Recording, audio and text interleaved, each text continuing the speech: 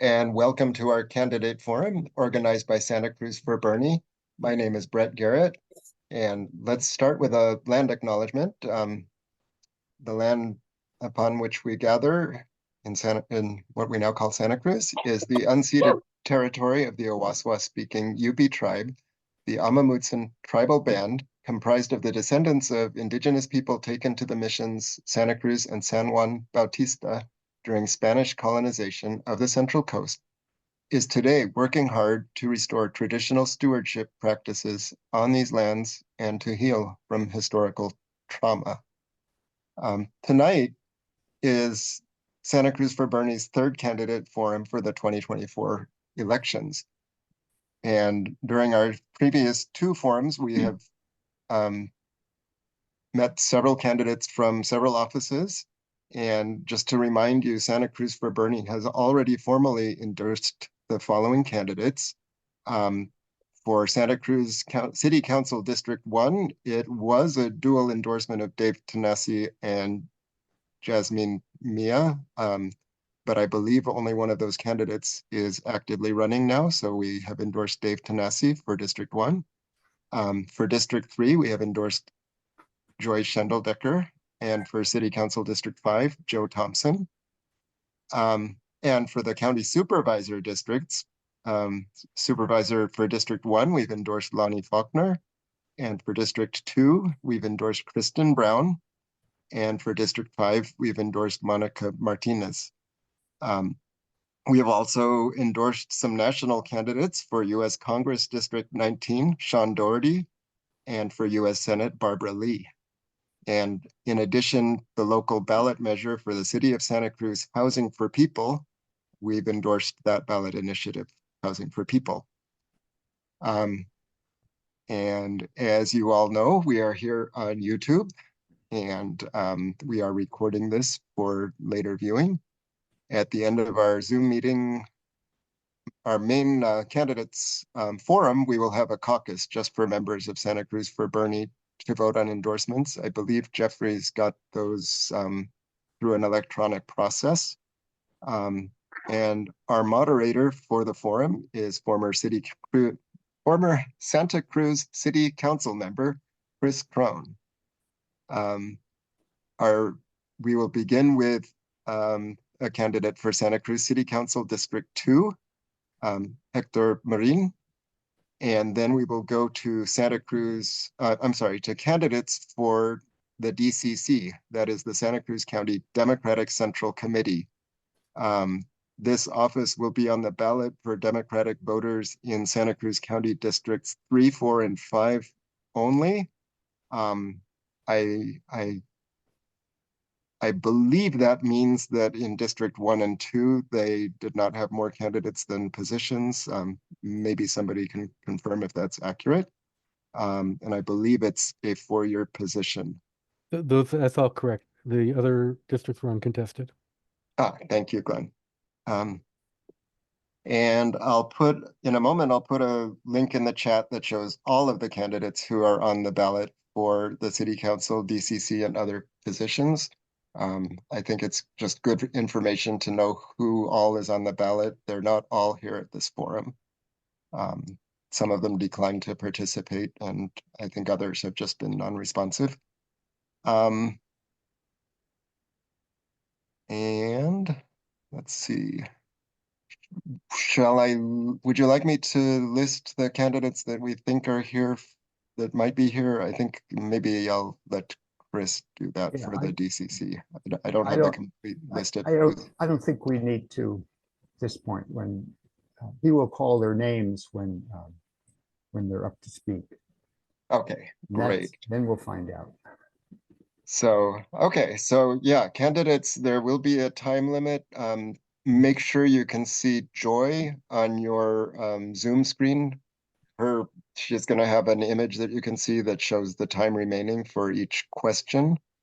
And I want to thank all the volunteers contributing to this. And let's have a moment of silence to acknowledge the profound tragedies that continue to unfold in Gaza and Israel and Ukraine and other places around the world. Please take a moment of silence for the victims of war, wherever they may be.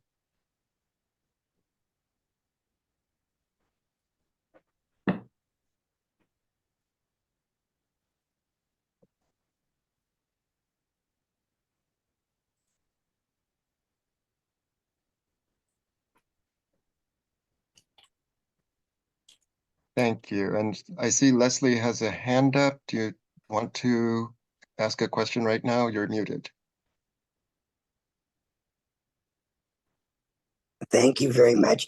I read something earlier that I'm a little confused about. Does it state that we have to live within the district to place a vote? For Santa Cruz for Bernie members attending this forum, you get to vote for endorsements on all the candidates that were considered. Oh, good. Thanks, Jeffrey. Okay, but I believe on the actual voting ballot, it's probably just the candidates for your district. Is that correct? Yes, that's correct. Well, wait, that just confused me again. My No, district. in March on the ballot, you have Oh, to well, vote in your district. That's different. Thank you. Yeah, so let's welcome our moderator, former City Council member Chris Crone, who's providing awesome holiday parties, and he just recently completed the 500-mile pilgrimage known as El Camino de Santiago. Thank you so much, Chris, for moderating, and please give him a warm welcome. Thank you, Chris. Thank Chris, you. Chris, could I just break in here Yes, for a moment? break in. We have a Breaking couple of news. people who are signed up by phone on with their phone numbers, and they just disappeared. One of them is 408-891-5886. If you can tell us who you are, I'd like to put your name on your spot here. And Not hearing anything. They might need to press, I believe it's *6 to unmute. I'm not sure if that's the correct number, but I think it is. And just checking, I believe the other one is Betsy Jones. Okay. Jeffrey, we're going to move on, and Yes. we're going to let you deal with that. If anyone is having a problem and they don't want to see me and Brett pinned, you can go to the upper right corner and push view to see everyone and push gallery. I really have to applaud all of you for being here tonight. It really shows, we're talking about Democratic Central Committee members, and we have a political nerd convention here tonight, and I really appreciate seeing everybody. First, we're gonna and I see Joy's doing some wine therapy. I like that. I'm gonna do that right after this, I think. There are 6 districts in the city of Santa Cruz since 2022. This will be the second election under this district election format. The city of Santa Cruz also has a 4-year elected mayor whose vote is the same as all council members. Some people don't know that. The main role of the mayor really is to set the agenda, which is a pretty big one, and also to facilitate the meetings. Héctor Marín is here presenting himself as a candidate for the city of Santa Cruz's 2nd district. And I'm going to put up, I'm going to share my screen real quick and show everyone what the 2nd district is, if I can find it. Now I've lost it on my screen. Well, I had it up there and now I do not, so I don't know what happened to it. If anybody wants to grab it and show us, it was there a second ago. Let me see. Well, it's not there now. I was going to show you the parameters. It goes from Water Street to the Seabright Beach, from River Street to the Capitola Road. It includes many communities of interest. That's supposed to be what how they form these districts, but sometimes they're broken up by major streets. There's Lower Ocean, there's Seabright, there's Arana Gulch, there's Via de Branciforte neighborhoods, among others. And of course, all those interests maybe don't always necessarily overlap, and sometimes they do. We have 5 questions that we will ask Héctor Marín to respond to, and if time remains, we can take 1 or 2 questions possibly from the chat as well. And so at 6:35, we're going to have 3-minute statements and presentations by the candidates running for the Democratic Central Committee. Héctor Marín, are you there? Are you here? I think you are. Yes, sir. Hello, comunidad. Really honored and humbled to be here with y'all. So thank y'all so much for opening up this space. Y'all are amazing people, amazing souls. And thank y'all so much. Mil gracias. Héctor, take a minute or 2 to introduce yourself. Who are you and where are you from and what are your interests?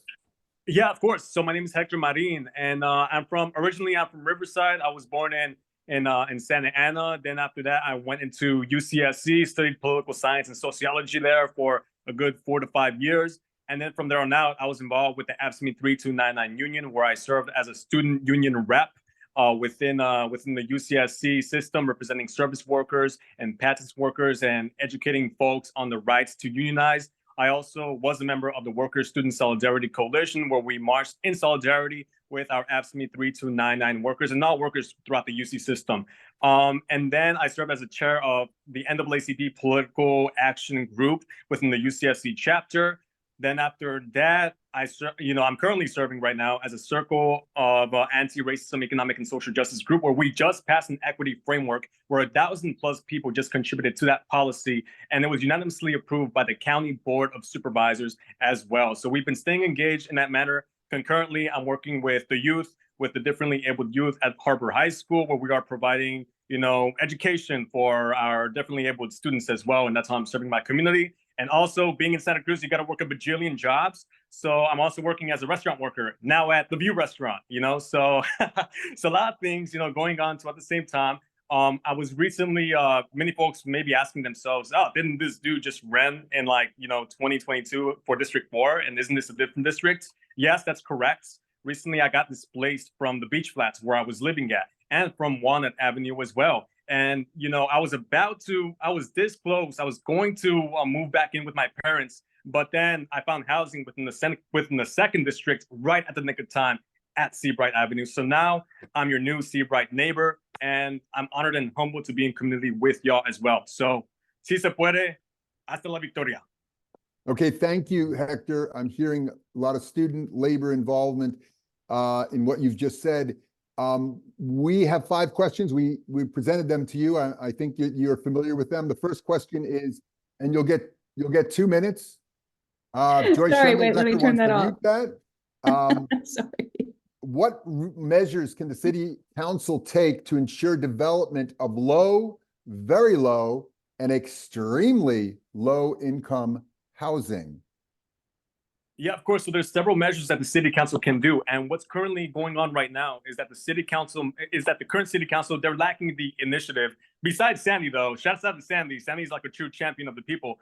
But the current Santa Cruz Together backed majority, they're not really taking the initiative to introduce true affordable housing for our people, right? Which is providing more very low income and, expanding on extreme very low income housing. So one initiative that I would introduce within the city council as a city council member will be to introduce an ordinance that will mandate every single developer who takes in the density bonus. If they take in the density bonus and they're trying to make housing with such density bonus, then they are required to provide that 20% true affordable housing.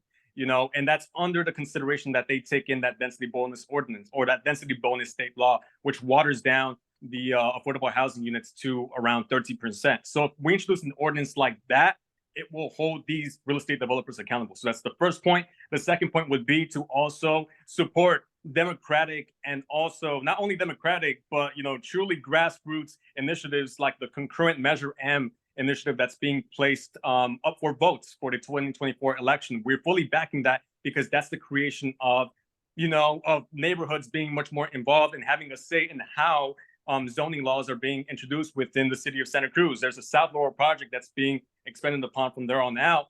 And that's gentrification right there. That's mainly luxury-based building housing. And I get it, we do need more affordable housing, but we need to ask ourselves the question, affordable to whom? So I would also support Measure M, and that's or policies similar to Measure M, along with the real estate transfer tax as well, and shared responsibility between the city and UCSC when it comes to housing our students, because our students got to be housed as well.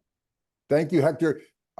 Next question, number 2 is, as the city plans for West Cliff Drive and the Wharf, what priorities should be considered? Yeah, so full transparency. So this project is outside of my district, so I'm not too well educated on this one particularly. So You'll be voting on it, though. Yes, of course. Though my first step would be to educate myself, to inform myself more, to do my homework within this West Cliff project as well, and to inform myself and to also involve the community as well, the neighbors, of how they feel about this wharf project, or about the wharf project, and about the West Cliff project as well. The one thing that I would also do too is, like, if we're going to be voting on like the West Cliff lanes as well, I mean, I'm a big proponent of ensuring that lane becomes like a bicycle / pedestrian only lane. I mean, I also like run a lot. So like that's my main route for running. So and concurrently, there's not as much cars there, which is really amazing and really safe for me as like an avid runner as well, and an avid athlete. So I would ensure that I would promote the one-way pedestrian bike only sort of like lane for West Cliff. As for the wharf, I would just inform myself, educate myself on that project as well, and vote how the people feel about that project. And just to follow up on the West Cliff Drive, you're saying that you support a one-way car lane and also a bicycle pedestrian lane, or just a bicycle pedestrian lane? In my opinion, I think just the bicycle and pedestrian lane. In my opinion, though, I would inform myself with the constituents within there, and I'll also really work closely with our future city council member, Joey Scheneldecker, about that, to see how we can further involve the community and how they feel, and how we can help represent them on those efforts. But me personally, I would just support a pedestrian / bike only lane. What's your sense about building on the wharf? They're talking about multi-story buildings at the end of the wharf, closing up the Sea Lion viewing area. Do you have a sense of that at all? Oh, 100%. So I know certain community members are against it. And like even the neighbors that I've been talking to, they're also against it because it would block the view of the amazing sea that we have over here, right? So, Okay. And yeah. Thank you. Number 3, what accountability, if any, does an elected official have to a unionized workforce? You have a lot of union background. This maybe is right in your wheelhouse. How will this be demonstrated? Yeah, so the first thing that I would help champion would be to put the project labor agreement within the city council, make sure that we pass that first and foremost. I know y'all have heard that like a lot from like the progressive candidates, but just the facts that's taking us this long just to place this project labor agreement on the table within the agenda, right? And just to pass it as well, it's preposterous. So we got to ensure that we treat our city workers much more fairly too. And another thing that I would also help advocate would be to also renew the living wage ordinance, because we're living in the post-pandemic world. And I mean, that's how we're currently living, I guess, society-wise, that's how we're thinking. But really, we're still in a pandemic with all these new diseases that are coming up as well, right? So I would ensure that living wage ordinance is reintroduced so our city workers can also have such equal benefits in healthcare, and also ensure that they're also provided for in dental care as well. So those would be the many points that I would help champion too. Another thing that I would help ensure for there to be accountability within the city so they can be pro-labor would be to prioritize, like whenever we're developing, because sometimes we do have to develop, and it's good and we got to make these deals, and I'm not against those deals at all whatsoever. But if we are to develop, we have to develop with local companies, construction companies that know the city, or at least even the county, that are at least within the county, not some big corporation that's up in San Francisco that doesn't know anything about Santa Cruz. We want Santa Cruz to be built for Santa Cruzians by Santa Cruzians. Okay, thank you, Hector. And you don't have to take the whole 2 minutes, because we do have some other questions that people have posed that we might fire at you if we have more time. What policies, we're going to talk about a little bit about homelessness and the unhoused. What policies would you favor to support residents who are unhoused including those living in tents or vehicles? 2 minutes. Yeah, of course. So first off, I would repeal TOLO and the OVO ordinances that passed. I believe that's the hyper-criminalization of homeless folks and the unhoused. So I would ensure that those two policies are repealed first and foremost. Because could you say what those are? What the TOLO and the OVO are? What do they stand for? Yes.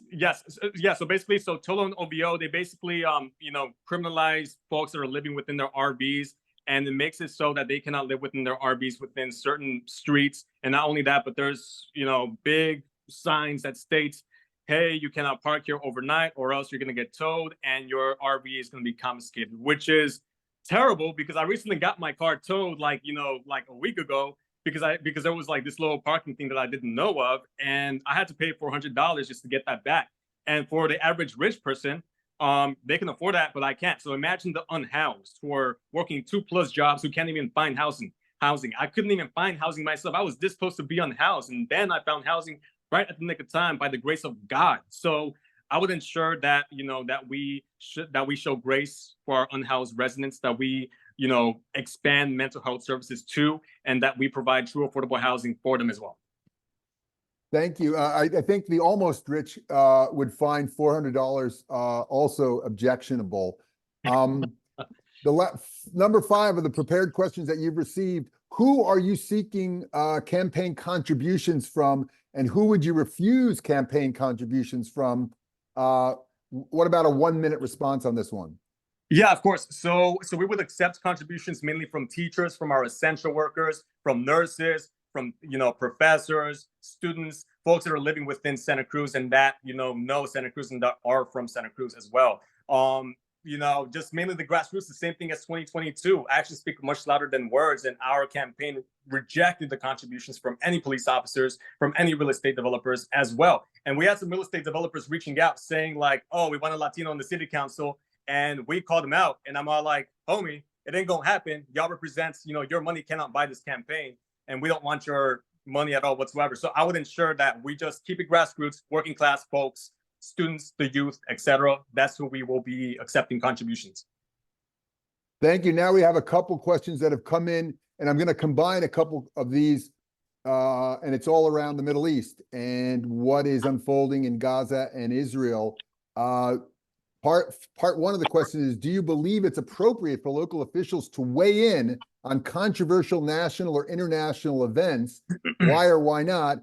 And the other question is do you support a ceasefire in Israel-Palestine conflict?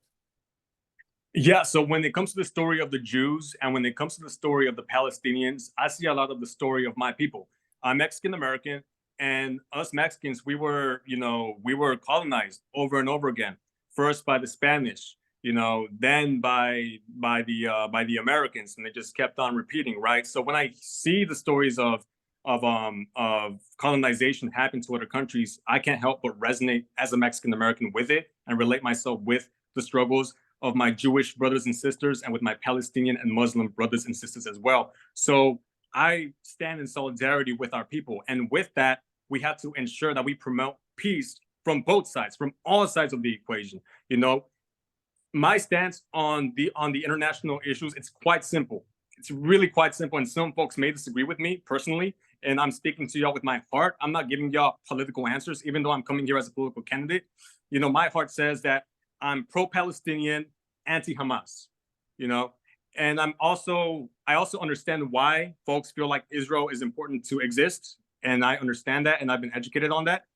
But I'm also against the Netanyahu regime oppressing the people of Palestine as well. So that's how I personally feel about the whole situation, right? And on those grounds, I would support a resolution that's absolutely for the ceasefire, right? Within District 2, we had the incumbent of, my opponent meet up with District 2 residents. She promised them that she was going to introduce a ceasefire resolution. 400+ people called in to promote that ceasefire resolution on all sides, not just one side, but on all sides. And the incumbent did not listen towards such ask. A motion was made, where I guess it's some progress, but there was no hard stance that was stated from the incumbent. And from us, from our office, you have full transparency behind these issues and full solidarity from all sides as well. In fairness, I believe Well, just so folks know, the Board of Supervisors voted 3-2 to not promote or pass a ceasefire, express the will of Santa Cruz County, whereas the City Council sort of punted and they're coming back with it.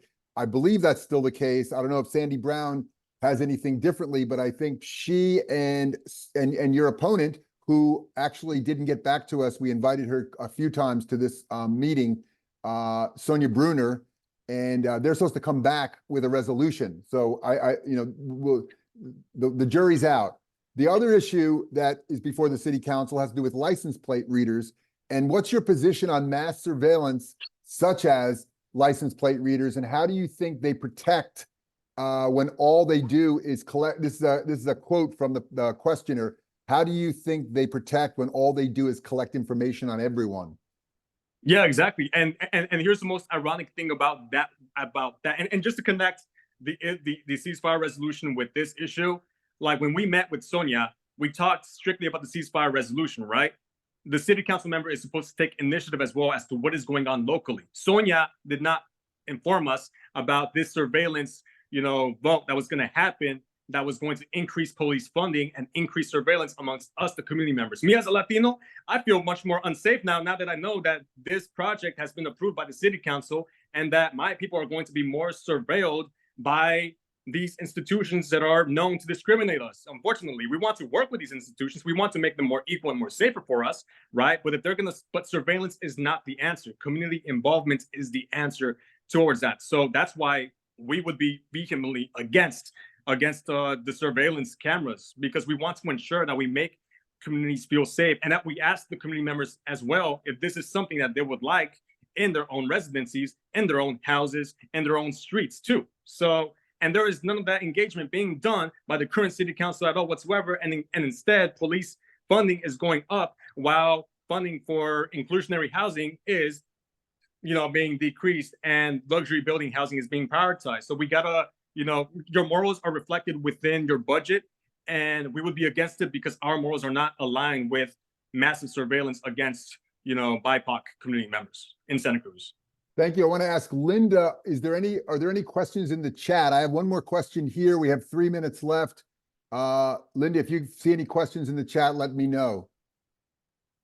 No questions in the chat so far. All right, last question, Hector. American hero Martin Luther King said the three greatest evils of our society are racism, militarism, and economic exploitation. How will you fight these core harms from your elected position? Yeah, of course. So the one thing that we would do is that our office would be the mediator from these conflicts.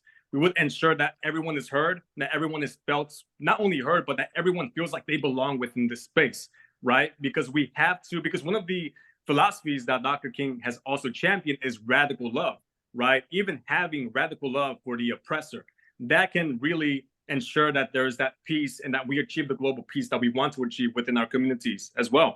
So the one thing that our office would do is be the ultimate mediator and ensure that everyone feels belong, that everyone feels heard as well, and that we find a balance in how we move forward as a community as well. And not only that, but also have the hard conversations. Like even if because a City Council member is supposed to also be held accountable, even if I'm not held accountable to my word, I want to ensure that the community also calls me in on my mistakes, and also that they kind of call me in within that manner so I can do my homework and so I can work harder for the community to help represent the community much more better in that capacity.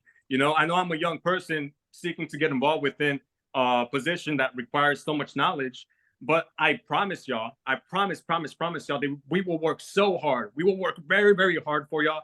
And we want to ensure that everyone is heard in that essence. So we work so hard. And not only that, we will also do our homework. We will study up, just throw back to the UCSC times. We will study so hard, do our homework, and eat all our vegetables so everyone can be represented as well in that same manner. But yes, I would lead with radical love and ensure that there's that mediating conversation. And Glenn Glazer said, LOL. I know it's a little bit funny, I'm over here I'm gonna eat all my vegetables, all my, P's and Q's and all that. But it's it's something that us young people have to learn, and we have so much to learn, but our generation also deserves a voice. So I put the map up of District 2. Hector, I want to thank you a lot for coming tonight and putting your views out there in a really blunt, force way. So people can see this. The map isn't that great, but you can see it on the city website. I'm trying to play with it a little bit, but you can do that with it.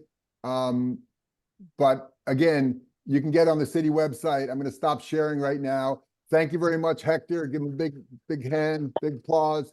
We're going to move on to the Democratic Central Committee nominations for places on the Democratic Central Committee.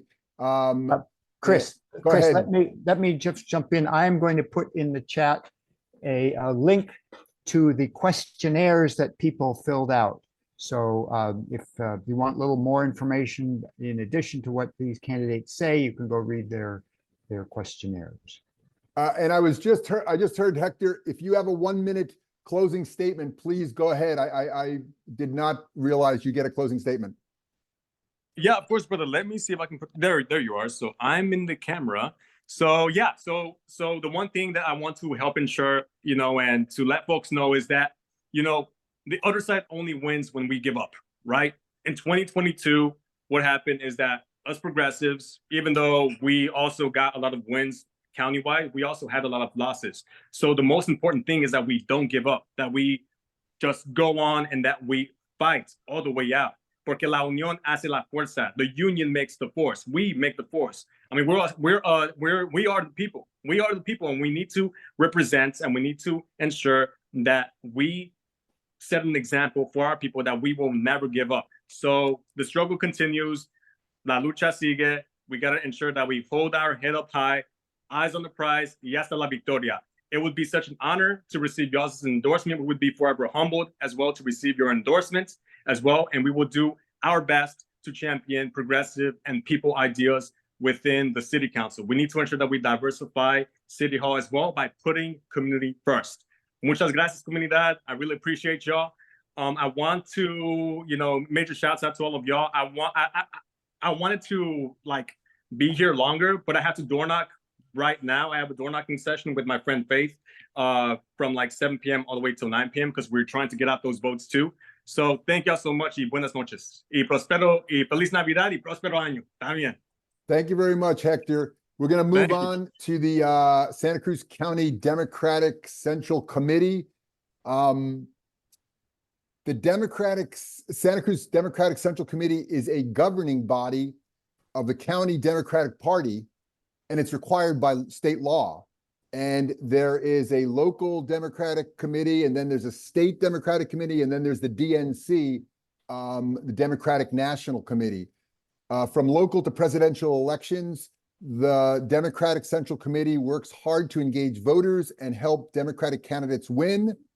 The mission of the DCC is to identify, encourage, and support Democrats who choose to run for public office, to conduct voter registration drives, increase voter turnout at the polls, and sponsor activities designed to educate and inform the community on current political issues.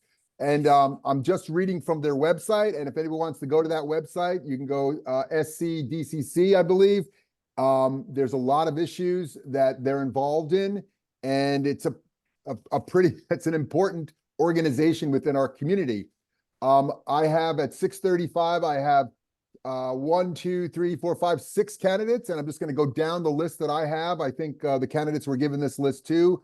I have Diane Alfaro, Akeem Babatola, Ayo Banjo, Justin Cummings, Amy Chen Mills, and Bodie Shargle, and I'll go in that order. And could you all, Bodie, quick question, you have your hand up? I was just waving. Oh, hey. So I'm going to go in that order, 3 minutes. You don't have to take it all, but if you want it, it's yours. And Joy Schendeldecker is our timekeeper, so you might want to keep an eye on her screen. Diana Alfaro, you're up first. Welcome. Thank you, Chris, and thank you, Joy. Now you get to take time on me. So I just wanted to explain a little bit about my history with the DCC and why I would like to remain. So my involvement on the DCC was by accident. A small group of us came together to form the Housing Advocacy Network, and we decided to hold the first affordable housing week in Santa Cruz County in years. I wanted to inform as many groups as possible, so I went to as many groups that I could find who had a public comment section on their agenda. The DCC was one of those groups.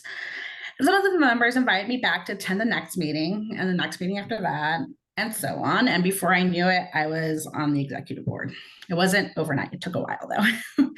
This group as a whole has an incredible amount of knowledge about all things going on in Santa Cruz County, from the woods in Boulder Creek all the way down to the farms in Watsonville. And it was refreshing to see a group of people talk about countywide issues, even though it seemed that they always disagreed, but always agreed on what mattered the most, on issues that impacted the entire county, like the rail trail. I would like to continue working with the DCC for the following reasons. We have some major problems that we still need to figure out in our own county, but we can only do that as a united group. To achieve that, we will need to have some difficult conversations, and this is a good forum for those discussions. There is a demographic shift in our DCC. Some of our members are moving on to a more emeritus status, and we are making room for a whole new generation of Democrats. I guess I'm now in the middle now, a group that struggles to be represented because my generation is so busy dealing with their lives and work, and it's hard to stay engaged. Some of us are still dealing with the incredible amount of student debt we carry, helping our children on schoolwork and figuring out if we can continue to live here the next year. I feel like I haven't finished business and would like to continue to make our events committee to be more than just parades. I would like to host more events with educational and community content for the entire county. There are some questions that we were asked by the group, and I feel totally unqualified to answer, but you asked for my perspective, so here you go. There's a question about the local elected officials weighing in on major federal and international issues. I think as individuals, our local electeds should have the option to weigh in on those matters, but as a council and the board, it's not a barometer I'm personally using. We have so many issues that remain unresolved locally, and we are now about a year away from some of the worst storms that damaged our county. And I think it's critical that our council and board focus on infrastructure issues so that folks can get to their homes and have access to emergency services. And I would like our local reps to stop reacting to local problems.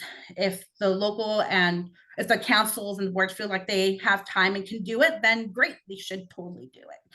And I see that I have 5 seconds left, so thank you very much for hearing me out. Happy holidays. Thank you, Diana Alfaro. It's great seeing you in. And up next is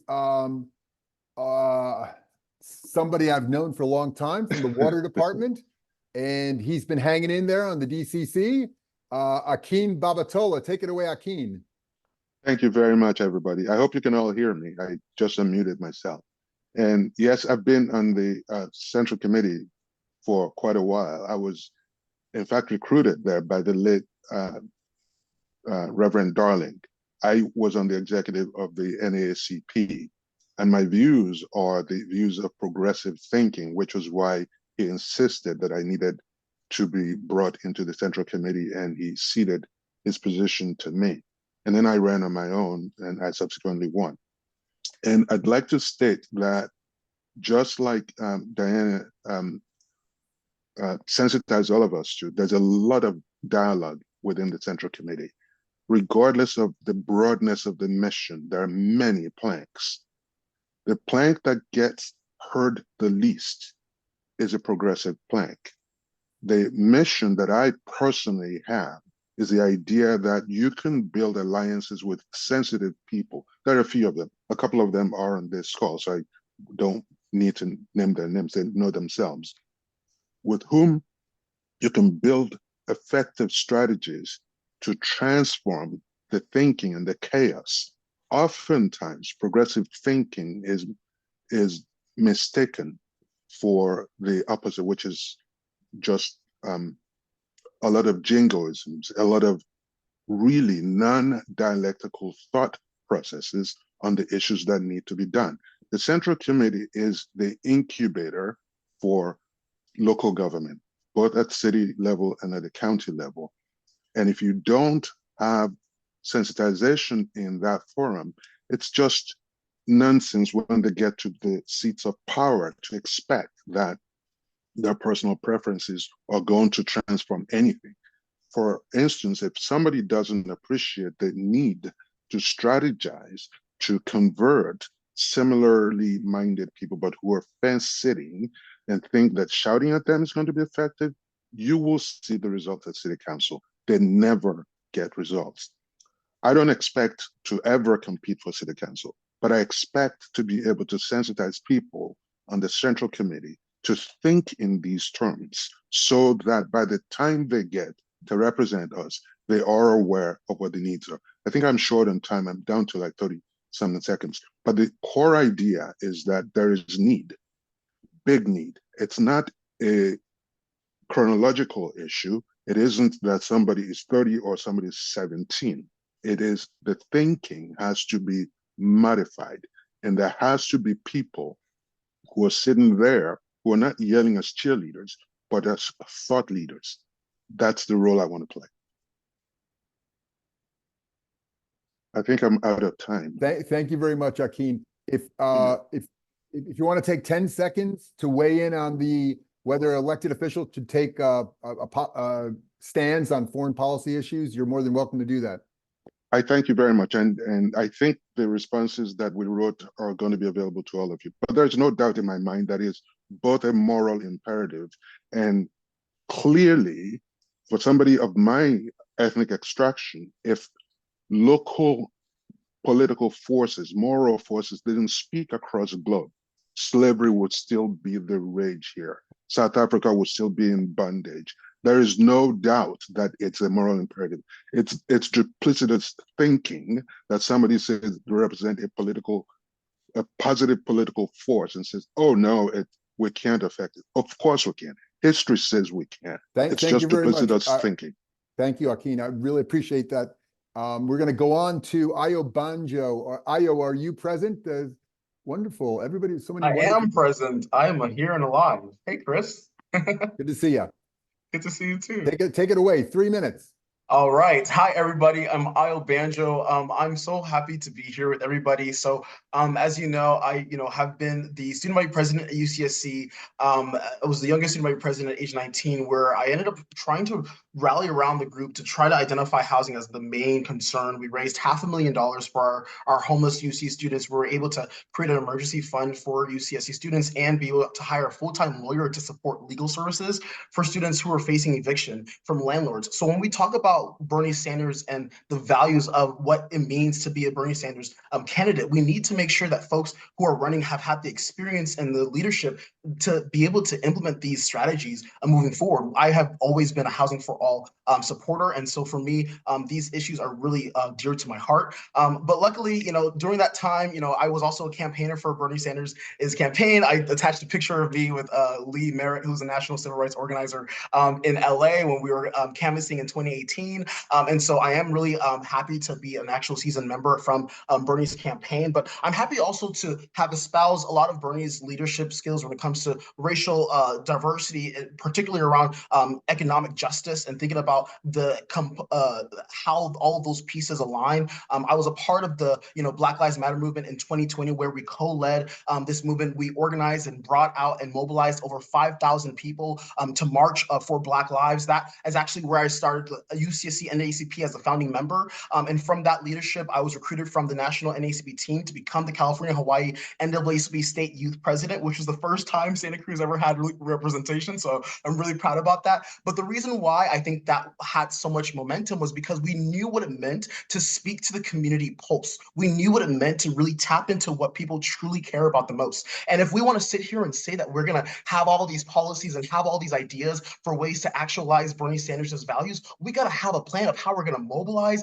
and engage people so that they actually come out and we win. And so I think part of the desire and the need for the progressive community in Santa Cruz is to build majorities, is to be able to reach outside of our circles, is to build a popular mandate. It's to be able to have one-on-ones with each DCC member and know what it means to actually have a numbers game. Nancy Pelosi has it right. You got to have their numbers so you can go into the voting floor and be able to get your policies passed. We have to have that deliberative, strategic, responsible way of politicking and organizing. And so bringing a community organizer into the space of DCC, I think would be not just a radical and progressive move for the community, but would be one that actually makes sure that our voices are reflected in the community dialogue. So, you know, I have a lot of different values that I have that's stated on my questionnaire, and you can learn more about all the policies that I support. And yes, our vision aligns really closely with Bernie Sanders, but I think what we need more importantly is a leader that knows how to wear their heart on their sleeves and knows how to inspire people into action, because the thing that we're lacking the most is vision. And if we have that level of inspiration, then we can do anything. And so I'm looking forward to your endorsement. Thank you very much, Ayo. And I gave Akeem the 10 seconds about the elected official one. You have a quick 10-second comment on whether elected officials should take policy stands? I think it's up to the elected officials to be able to ensure that their voices are heard in the national conversation. I think that's the point of an American democracy, to decentralize power and ensure that all of our voices have a say. And so, yes, absolutely, I think they should have a say in, you know, ultimately what we end up doing. Thank you. Next up is Justin Cummings. Is Justin with us? Justin. Okay, we're gonna move on.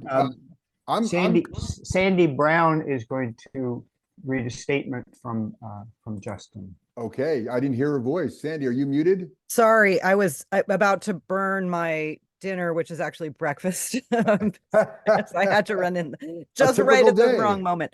Apologies. So I am going to read a short statement from Justin. And I've never done this before, so I'll try my best to embody Justin. And I can try to answer a few questions. I have a comment I can also make about the role of local elected officials in broader political questions.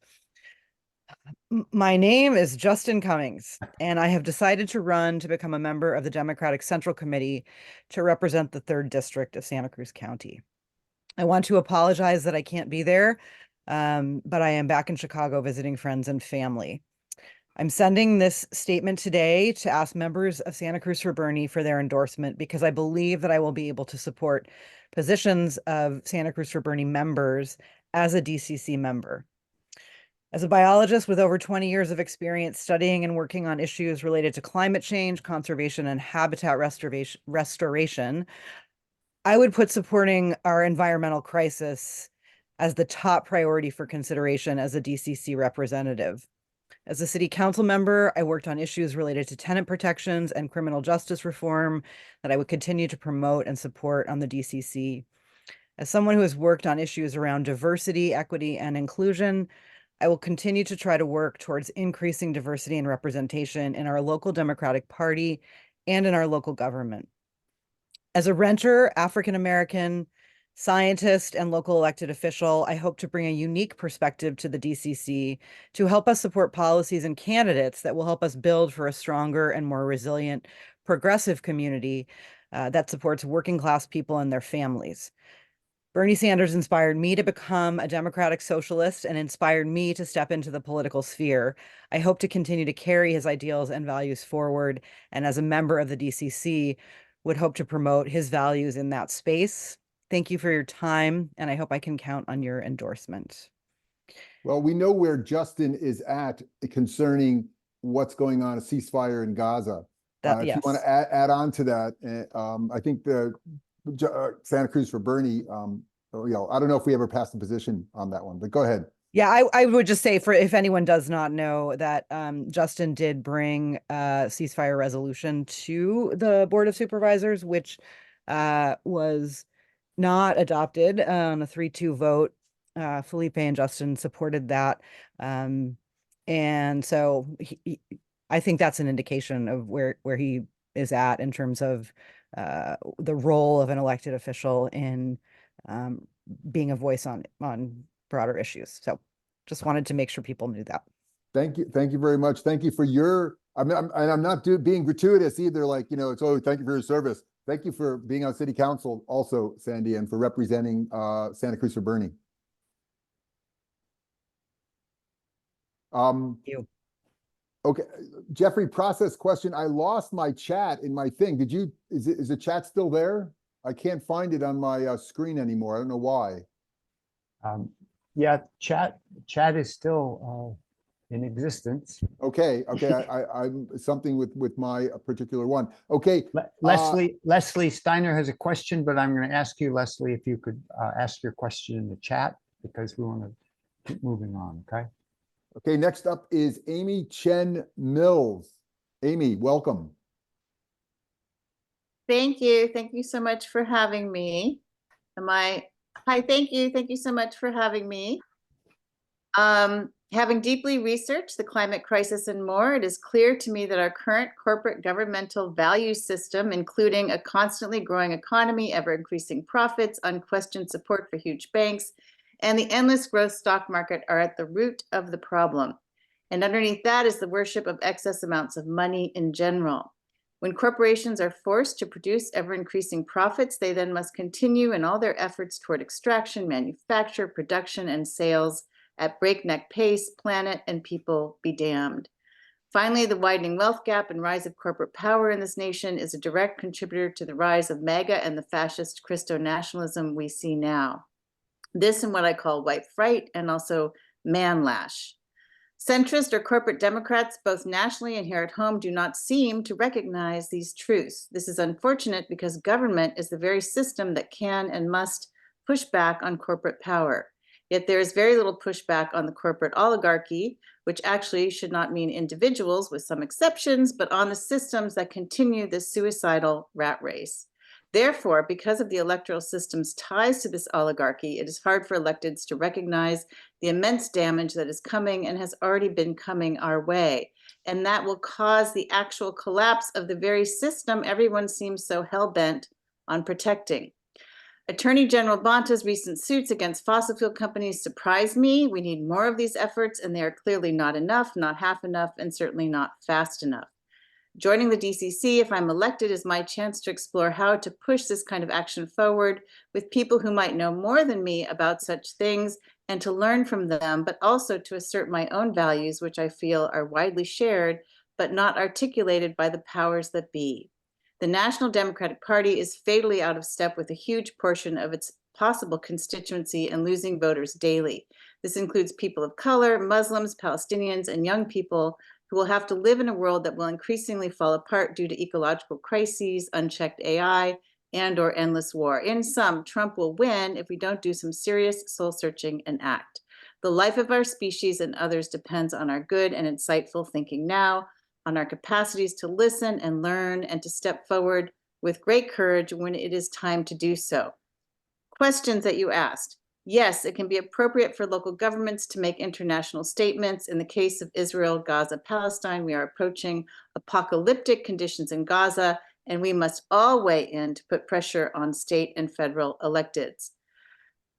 It is so urgent. Yes, I support a ceasefire. I shared this on social media on October 16th. I also got in big trouble with my husband's family, who are Israeli and live in Israel. I oppose mass surveillance and the current Santa Cruz license plate reader proposal.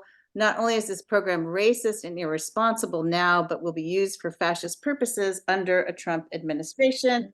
I did it. Thank you for your time. And if you want to add one more sentence, Amy, feel free.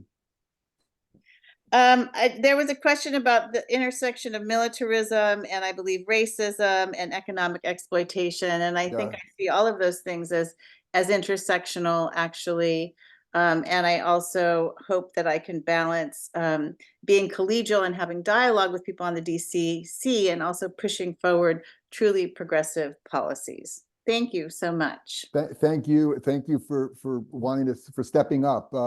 Next up is Bodhi Shargil. Bodhi, welcome. It's me. Thanks, Chris. I really appreciate it. I appreciate you moderating. So yeah, I'm Bodhi Shargil. I'm running for Santa Cruz County DCC in the 3rd District.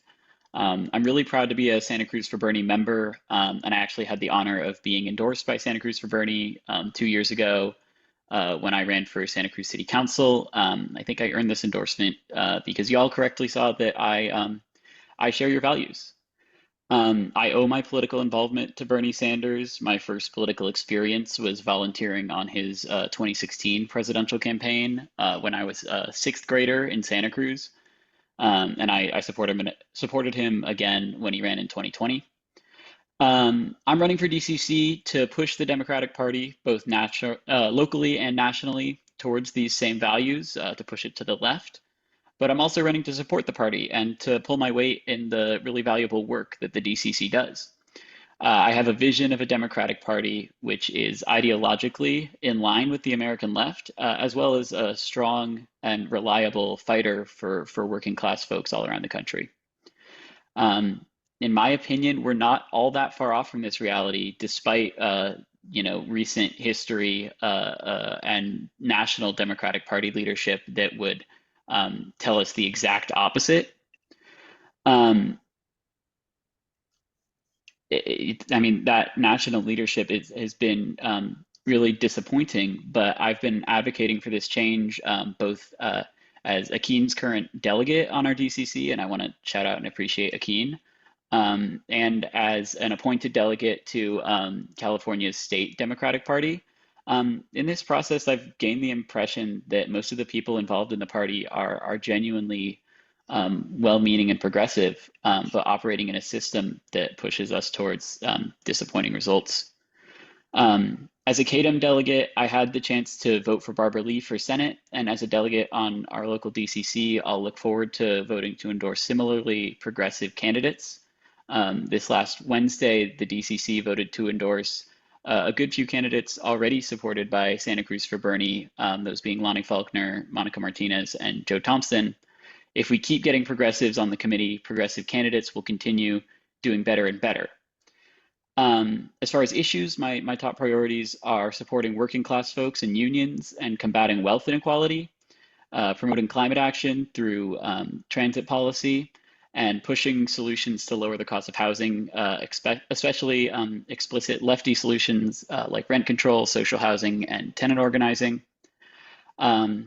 I also do want to touch on the question that has been asked to everyone about believing it's appropriate for local elected officials to weigh in on national and controversial events. And I absolutely do. Part of what I love about the DCC. Go ahead. Okay. Is exactly this ability to weigh in on things that some may say are none of our business, but the DCC is the most local iteration of our Democratic Party. So it's actually our job to pass things like a resolution calling for a ceasefire in Gaza and make enough noise that state and national leadership hear us. And by the way, I'll support a ceasefire resolution if given the chance to vote on it. And if one hasn't been endorsed by the time I'm hopefully elected as a delegate, I'll look into introducing one. I'll just wrap up by saying that for this campaign, I'll be signing the Nurses CalCare Patient Protection Pledge, which starts by saying, I pledge that I'll do everything in my power as an elected official and or candidate to fight for the passage of a single-payer guaranteed healthcare system in California. And if there is any corporate PAC money in the race, I'll be declining those contributions, although I don't think that they'll really be all that available to me.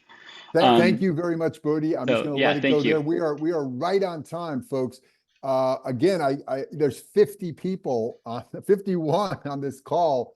It just shows you what a community this is, as far as like, there's a lot of things going on in the world, and a lot of us are right here trying to make change in local politics and our community. Is there anyone else present who's running for the 3rd district and we have skipped over you or didn't know you were here? Anyone? Could you identify, speak up, possibly? I don't know. Are there 5 votes, Jeffrey, for, there's 6 candidates and 5 votes? Is that what it is? Or is there more candidates in District 3? No, all of the candidates are appearing tonight. Okay, and how many spots are there open in District 3? 6 people running for 5 seats. For 5 seats. I'm just going to say that again. Diana Alfaro, Akeen Babatola, Io Banjo, Justin Cummings, Amy Chen Mills, and Bodhi Shargal.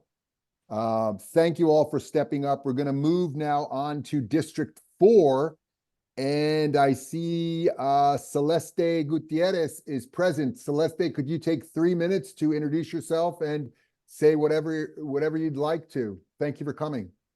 Yeah, thank you. Good evening, everyone. My name is Celeste Gutierrez, she, her, ella.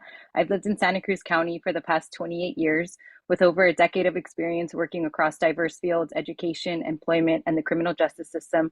I hold the principle of nonviolence close to my heart. It serves as a guiding force, motivating me and aligning me with various projects. Over the years, I created student leadership groups across Santa Cruz County focused on the environment, arts, racial justice, and mental health. Notably, I initiated a county-wide Black Student Union. My commitment to fostering positive change has earned recognition. In 2021, I was nominated as an Ally to Queer Youth Award and was the recipient of the 2017 Santa Cruz County Trial Lawyers Association Award for my contributions to the legal community. I both advocate for and model inclusivity by displaying the rainbow flag in my office, communicating my pronouns, and fostering work educational environments that are safe spaces for all groups. I emphasize the importance of shared power, implementing horizontal power structures that equally involve both youth and adults in decision-making, and nurturing discrimination-free communal spaces. I amplify the voices of minoritized groups, including, yet not limited to, currently and formerly incarcerated people, people who have experienced violence, and those facing situational limitations. Throughout, I remain mindful of our connection to the environment and our relationship to Earth. Collaboration with people from diverse backgrounds is a value I cherish, understanding that although the process may be longer, the outcome is richer. Recognizing our interconnectedness, where our clothes, electronics, and food are made, we see we are a global society, and what happens here impacts everywhere else, and what happens everywhere else impacts us here. I embrace difficult and controversial issues, believing that tackling the hard things makes the easier things that much more doable. In addition to managing notable campaigns in Santa Cruz County, such as Vanessa Quiroz-Carter for Watsonville City Council, Justin Cummings for Supervisor, and Felipe Hernandez for Supervisor, I also co-chair the Pajaro Valley Cesar Chavez Democratic Club. Outside of my professional life, I meditate daily, host Inside Education at KSQD, hike with my dog, and practice boxing and Muay Thai. Lastly, I unequivocally support a ceasefire and look forward to a free Palestine. Thank you so much. And you have a few seconds left. What do you feel about the question about license plate readers and surveillance? I'm not okay with that. I know that we have it here in Watsonville, and somebody earlier made the comment about how it really does lead to further contributing to racism, and it's also a privacy issue. So I don't support it. Thank you very much. Really appreciate your time, Celeste. Yeah, I also put my information in the chat. If anybody has any questions or they want to talk about whatever, you can send me an email or call me or text me. And thanks again for listening. Thank you. Next up is Jenny Weish Olson. Jenny, welcome. Thank you. Good evening, everyone. My name is Jenny Veach Olson, pronoun she, her, and I'm running to be one of the Democratic Central Committee District 4 representatives. A woman in my workout class once mentioned to me that she liked my AOC sweatshirt, and she asked me if everything that I do, including workout, is political. And I replied, yes. Have you returned your ballot for the election next week? I share this story with you because it's who I am and it's how I live my life every day. I'm a lifelong Democrat with a demonstrated commitment to progressive values and candidates.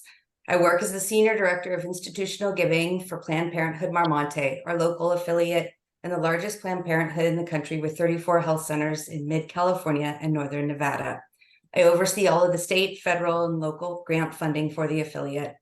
Since 2018, I have served on the Watsonville Planning Commission, and I have been elected chair twice. Also that year, I joined the DCC as an alternate and was appointed to representative in 2020. This year, I was elected vice chair of the DCC, and I am the first DCC officer from Watsonville in recent memory. Being an elected representative is about creating a more inclusive Democratic Party through policy and advocacy work, but it's also showing up for and listening to the people who need it the most in their moments of need. On the night that the Pajaro flooded, I reached out to the DCC and the following morning had raised more than $2,500 for diapers, wipes, and baby supplies, which I delivered to the shelter. And then I helped clear mud and debris from my neighbors' homes. Most recently, the Pajaro Valley Cesar Chavez Democratic Club nominated me, and the DCC has awarded me Democrat of the Year for 2023. One of my highlights this year was definitely being invited to introduce Congresswoman Barbara Lee, a fierce champion for reproductive justice, at her Senate campaign event in Watsonville. The progressive arm of our party is where I resonate. We stand up for our workers and seek to expand workers' rights and union membership across the board. In 2018, I ran for Watsonville City Council, and I am proud to have been endorsed by the Monterey Bay Central Labor Council, Carpenters Local 505, IBEW 234, Monterey Santa Cruz County Buildings Trades, Operating Engineers 3, SCIA 521, and the Sheet Metal Workers Local 104. My husband and I are opening a brewery tap room in downtown Watsonville, and we're proud that we were able to hire all local union workers as our subcontractors. We have to get single-payer healthcare passed at both the national and state level. I look forward to the day when my own agency, Planned Parenthood, is no longer a stopgap healthcare provider. Abortion must be enshrined in our Constitution. I'll close with the questions that you provided to us.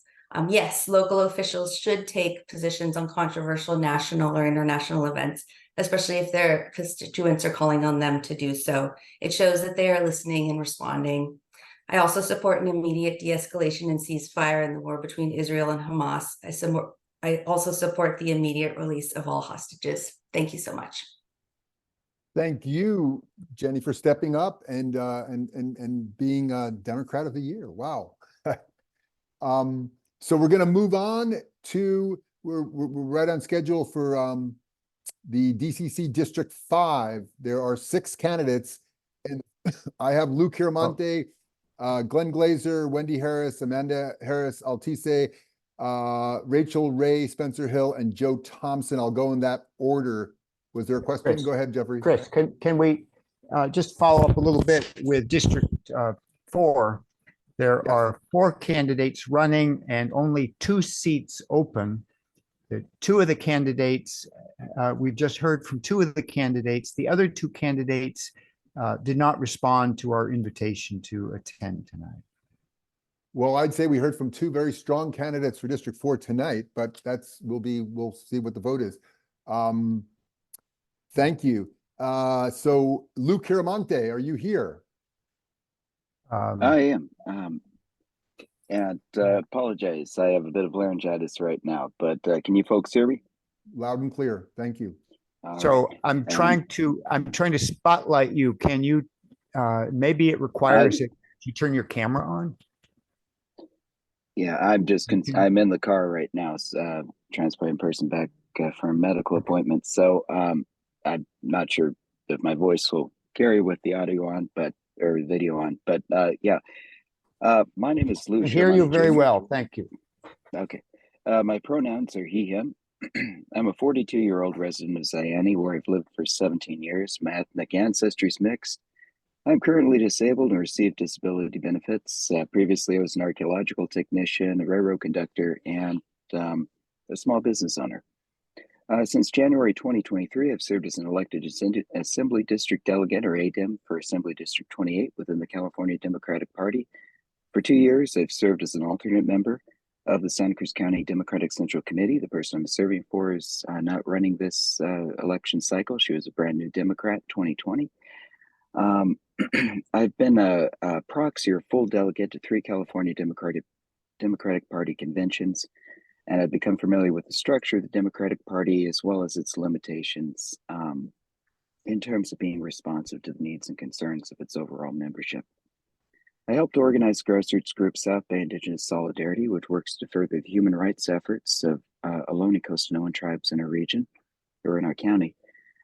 I successfully spearheaded the efforts to have resolutions supporting Ohlone Coast-Noan tribes passed by several regional DCCs, as well as at the state party level. I also spearheaded an in-person meeting between local tribal officials and Senator Bernie Sanders back in 2019. I was also a member of the organizing committee for 2 regional chapters of the Democratic Socialists of America. I believe firmly in democracy, honesty, transparency, and responsiveness. I believe that every resident's voice should be heard and considered, And I believe that the DCC can influence how effectively the government responds to residents' fundamental needs, things such as food, shelter, sanitation, electricity. In regard to the questions that were posted, I personally support an immediate ceasefire in the Levant region. I personally believe in freedom of speech and thought. Anyone can make a statement regarding any issue. If a local official makes a statement that's not approved by the body which that official represents, they need to clarify that. I'm wary of mass surveillance. The amount of personal information that private companies and governments gather is troubling, especially when considering the potential effects of artificial intelligence in the long run. And Dr. Martin Luther King Jr.'s quote is incredibly relevant. Historically and presently, the concepts of racism, militarism, and economic expansion are easily intertwined, and there definitely is potential for the SCC, DCC to take stands regarding the severity, the real world applications of these concepts. And that's about it. Thanks. Thank you very much, Lou, for stepping up, and really appreciate it. Glenn Glazer, you'll be given 3 minutes to introduce yourself and respond to any of the questions you'd like to. Voice check. Can you hear me okay? Perfect. Right. So I am once again asking you to endorse my efforts to make the Democratic Party more progressive, as you did when I ran for ADEMS, as you did when I ran for DCC. This time, I'm joined in that effort by 3 other awesome District 5 progressives, Amanda, Joe, and Wendy. I am proud to run by their side. I am endorsed in my current run by Felipe Hernandez, George Sterling, who's the chair of the Kadem Rural Caucus, Delane Easton, who we endorsed when she ran for governor, Micah Posner, who many of you know, and Justin Cummings. I have the encouragement but not the formal endorsement of Monica Martinez, John Laird, and Gail Pellerin, because they don't formally endorse in party races, and I understand where our electeds sit on that. I don't think I need to belabor you with who I am. I'm the current secretary for the DCC. I've been an active member of Santa Cruz for Bernie since 2015, a member of our advisory team, and our revolution liaison.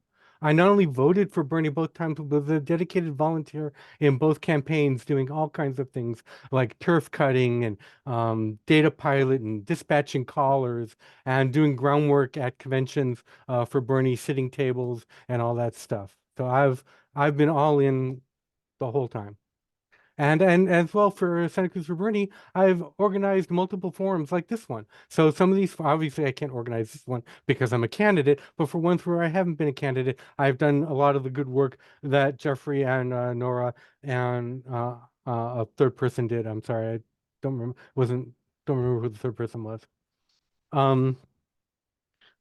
Anyway, oh, Nancy, that was it. Nancy, thank you. And anyway, so I was going to answer the questions that were sent in, but it's come to my attention that some people have concerns about how I voted in the recent DCC endorsement forum. And first, let me say there were 10 votes to be taken on various positions and measures. Only 2 of mine differed from the Santa Cruz for Bernie endorsements. So already we're at 8 for 10 in terms of being aligned with Santa Cruz for Bernie. In one of the cases, the candidate was in a severe car accident on the way to the forum and had to be taken to the emergency room and put in a neck brace. Needless to say, she couldn't present that night. My heart went out to her, and I voted based on sympathy and caring about people. I hope that doesn't make me a terrible person.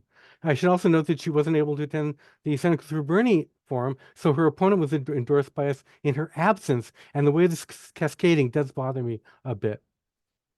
With respect to one of the city measures, I live in a rural part of Santa Cruz, and my understanding is not deep on these things. So I relied on the presenters to inform me. I actually listened to them, did not come in with a closed mind.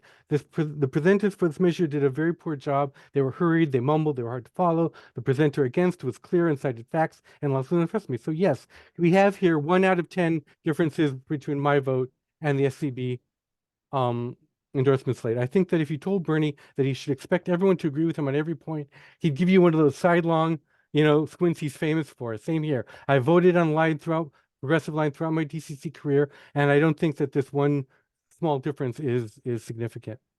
Okay, Glenn, it sounds cryptic. So for those who aren't aware, are you speaking of the ceasefire in Gaza, or with whether elected officials should take stands on Neither. foreign issues? Neither. Can you say what the issue is? Just so I, Oh, it was the housing issue, the city housing for the people issue. Okay, and did you want last sentence, one sentence on what is your position on mass surveillance such as automatic license plate readers? I'm a senior software engineer, and I do not support license plate scanners or facial recognition or all this other warrantless data gathering by law enforcement. Further, I think it is important that activists understand the real danger lies behind these methods, not just the gathering of the data, but the data mining and big data analysis that seeks to find patterns in this randomly gathered data and can be abused by to create phishing expeditions and to look for patterns that may not actually exist. The question is, who gets this data, who is it available to, and what can they do with that data is as important as how the data is gathered. Glenn, that's a great succinct paragraph. Thank you for summing up a very difficult, well, not a difficult issue, but one that we're all concerned about. Thank you very much, Glenn, for stepping up. Next speaker is Wendy Harris. Wendy, are you with us? Hi, Wendy. Welcome. Your mic is off. If you want to just check it for a second. Can you hear me now? Yes, we can. All right. I'm Wendy Harris. Some of you might know me as Wendy. Your picture is moving slowly. I don't know if it has to do with the internet speed or what's up. Give me just a second and I'm going to kick my kid off of his games. You got it.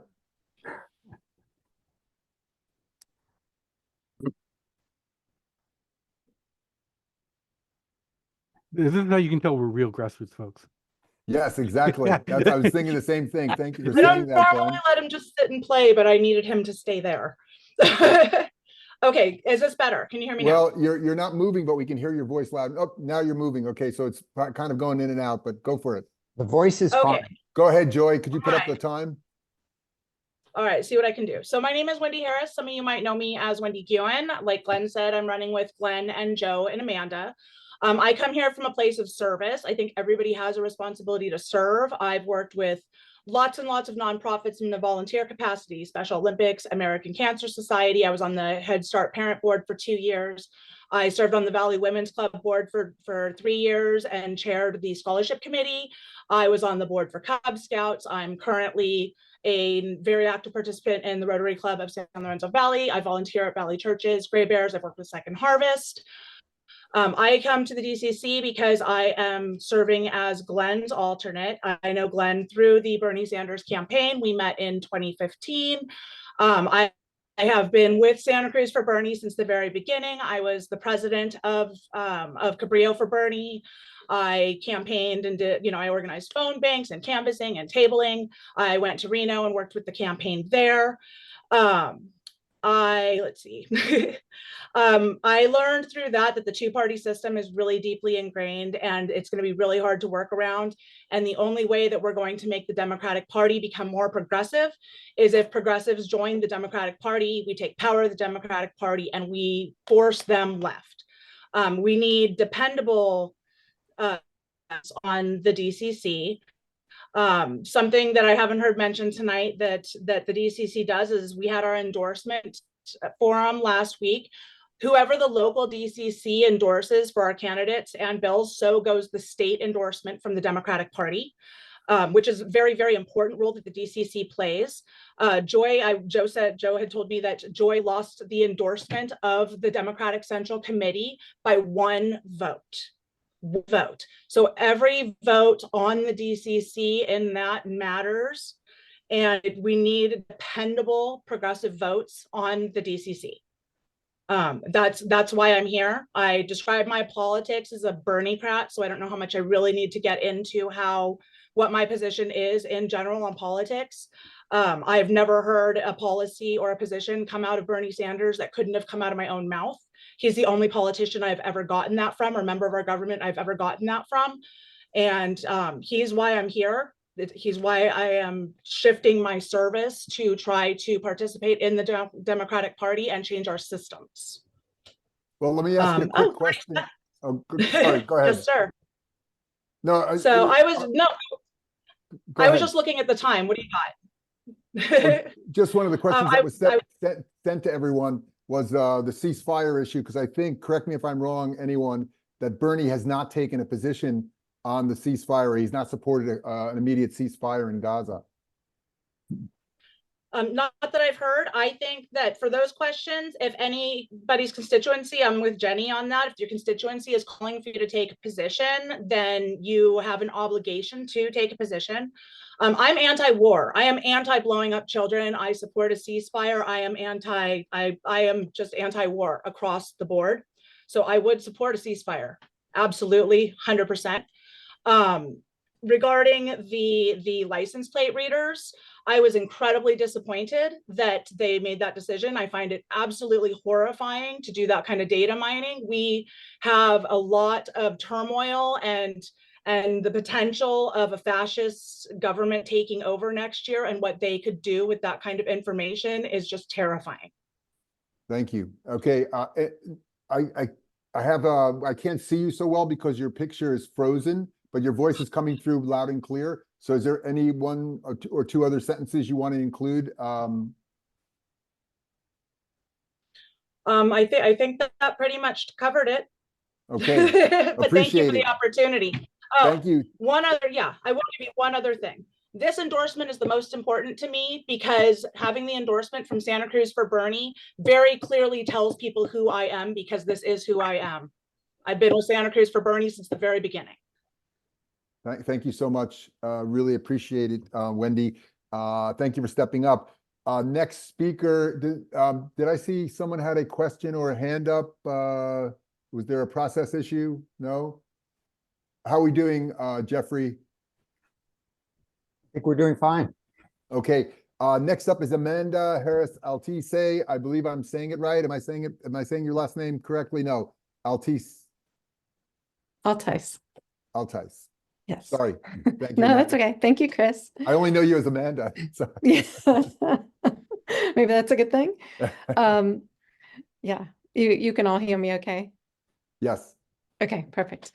Hello, my name is Amanda Harris Altice. I use she, her, and they, them pronouns. I want to thank Santa Cruz for Bernie for hosting this and other forums, as well as you all for being here tonight. I know it's just exciting to see so many people on the call, and thank you to Chris for moderating and Joy for timekeeping.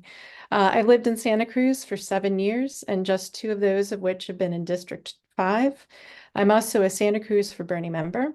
Although I'm not as involved as I would like to be, I try to be here and there as I can.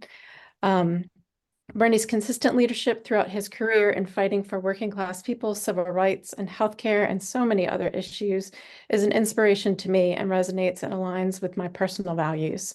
One of my most passionate issues is Medicare for all. Having chronic health issues for the past 23 years and working in healthcare for 15 has left me utterly shattered and given me an annual reminder, if not daily, of how completely broken our system is. I was excited when I volunteered with the California Nurses Association a few years ago and continue to support their current initiatives. I've gone with them to campaign in Sacramento and spoken at rallies and stuff, and it's been really great to work with all those amazing nurses. My sister's a nurse, my brother-in-law, so very much in support of Medicare for all.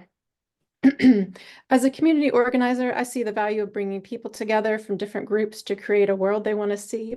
Over the past 5 years, I've worked with many different nonprofits, community groups, elected officials, and organizations to bring larger social justice issues into our community and to bring to the forefront.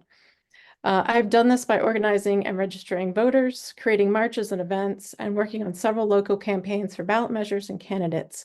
I'm currently commissioner on the Housing Advisory Commission for the county, and you can check out my questionnaire for a full list of all things that I've been involved in.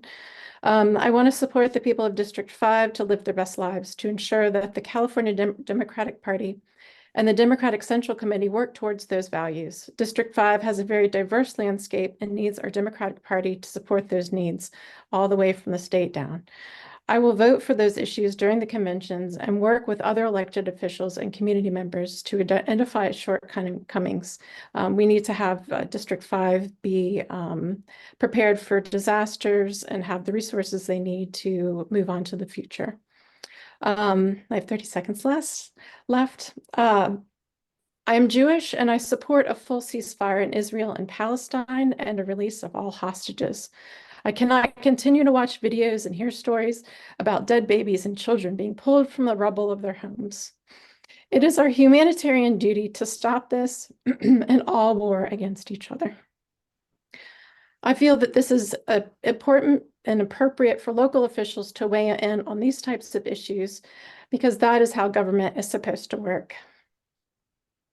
Thank you, Amanda, for sharing that with us. That was very nice. And thank you for stepping up and running for the DCC. Next up is Rachel Spencer Hill. Ray, welcome. Hi, can you hear me? We go ahead, keep talking. It was a little bit my name is Rachel Spencer Hill. I go by Ray. My pronouns are she, whom I'm running with, and some of whom I'm not.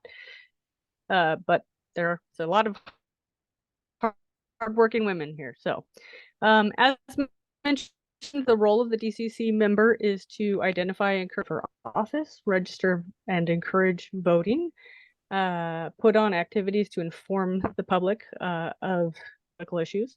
And as a DCC member, I will do this, and you can believe that I will do this because I am already doing it. I have worked hard as a DCC member and as the president of the Democratic Club of North Santa Cruz County. Along with the rest of the board at North Dems, I help organize speakers to inform the public about progressive candidates. Here, we're going to turn the video off in case I'm up in Boulder Creek and it's, broadband. I was saying, we organize presentations for the public at the Democratic Club of North Santa Cruz County. Last year, we heard from our public defender about the intersection between access to housing and the justice system, from a representative of CalCare on single-payer healthcare, and from a handful of local representatives on proposals related to education, housing, and emergency services. I can't take all of the credit for that, and I should recognize and thank our board members who are also running, Linda Kerner, Coco Rayner-Walters, and Glenn Glazer. But I do the work of maintaining our website so people can find information about their local government and upcoming events. I put out our club's newsletters and social media, helping to keep people informed about democratic action. I knock on doors, I phone bank, I write letters, I fundraise, I staff tables, and I translate materials into Spanish so that everyone really feels welcome and capable of participating. Local action is key to global action. So when we talk about making statements about global action, for me, the conversation is always local. The conversation's about what we do about climate change, social services, how to address institutional injustice and implicit bias, implement ranked choice voting, etc. Those happen at home, at our workplaces, and in our community, in every community. So support and opposition always comes from the local level first. These conversations take work, though, and informing, persuading, learning from, and supporting progressive candidates and policies, that takes work. I believe I have shown that I am willing and capable of doing that work, although I always try to do better, and I hope to do better. So I hope you'll consider voting for me and other hardworking women running for office this March 5th. Thank you very much. Really appreciate your time. Do you want to comment on any of the questions that were supplemental questions, or people can just look at your what you submitted? I know I'm having connectivity problems here. They're welcome to look at what I submitted. Like I said, speaking to global issues is a local thing. I agree with Glenn about the sort of the problematic nature of data collection. I don't know that I'm as informed as I'd like to be about that issue, but I think Glenn gave a very good answer, so I would second that. And, absolutely, I support a ceasefire. It seems like a no-brainer. But thank you so much, okay. Ray. Really appreciate your time. We heard mostly everything you said. You went in and out maybe once or twice, but it was fine. I think we got total gist of what you're focusing on. Next up is Joe Thompson, who's also running for the Santa Cruz City Council. And Joe, you get 3 minutes to introduce yourself and to talk about anything you'd like to. Thanks, Chris, and thank you for the Santa Cruz of Bernie members for attending this forum and coming out such a late evening now. And it's been a great watching Joy time keep and knit. I'm curious to what she's knitting, but hopefully we'll see that in a bit. But yeah, for those of you who don't know me, my name's Joe Thompson. I use they, them pronouns. I'm currently a third-year UCSC student majoring in politics and will be graduating this June. And for me, I'm known locally as a Starbucks union organizer. Back when I first got here in Santa Cruz, I organized the two shops in Santa Cruz at Ocean and Water and Mission and Dufour. And for me, it's just really important to fight for workers. I'm currently a union member with CWA 9404, and I work for SEIU Local 1021. We organize stores all over Northern California, most recently in Petaluma and Yuba City. And tomorrow we will have a store in Emeryville, vote to unionize. So it's been super exciting working for SEIU, and I hope to continue to fight with workers for my entire life. But other than that, I've worked for both Assemblymember Gail Pellerin and State Senator Aisha Wahab, where I've gained a lot of experience working in the state legislature.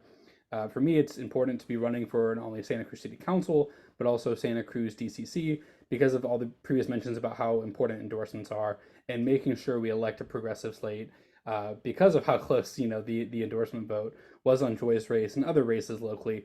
I think it's important that we always advocate for the person who's going to speak up and really be not only be a progressive, but make sure they speak out against these important issues and always be on the right side of these different issues. But just to kind of answer some of the questions that were posed to the candidates, I absolutely think it's important for local candidates to speak out on national, international events, especially as their constituents have called on them to do so. I completely support a ceasefire and the release of all hostages. And, for me, it's very important to be in support of that because of not only the students and their actions, but I've attended multiple protests on campus in support of that. When it comes to combating the evils of racism, militarism, and capitalism, I think not only in the city council, but the DCC, we have an active role to play in combating these three evils because they're all interconnected. And you can't have the military-industrial complex without capitalism. And you can't have racism without racial capitalism. And you can't have a super capitalist state without enabling all these things. To me, it's making sure that we, step by step, we dismantle these systemic systems and fight for economic justice, racial justice, and justice in all things, as Joy would say. And lastly, for me, it's when it comes to mass surveillance, I'm completely against these automatic license plate readers and think it's not only an encroachment on our rights as citizens, but a complete lack of respect from the city council, exposing our privacy to these data mining companies and, opening us up to this, massive, expansive surveillance state. So I hope to have your endorsement in this race, and thank you for all your support.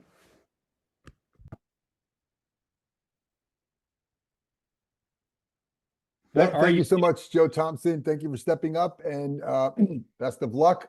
I'm really blown away, as I said in the chat, with the quality of the progressives that are present tonight. I'm just have so much hope now for county politics.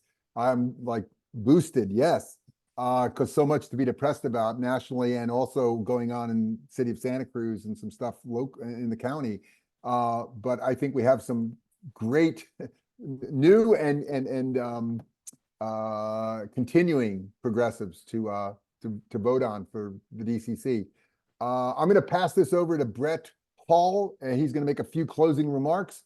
And we are pretty much on time. We're 2 minutes over right now. And the Santa Cruz for Bernie is going to go into a voting mode right after this meeting. Go ahead, Brett. Okay. Yeah, thank you. We heard from some really great candidates. I'm actually hoping that Jeffrey's going to give us the instructions about how to we're going to have a caucus in a moment. I believe that will be an opportunity for Santa Cruz for Bernie members to discuss what we've heard from the candidates and to vote about our endorsements. Jeffrey, do you want to introduce that?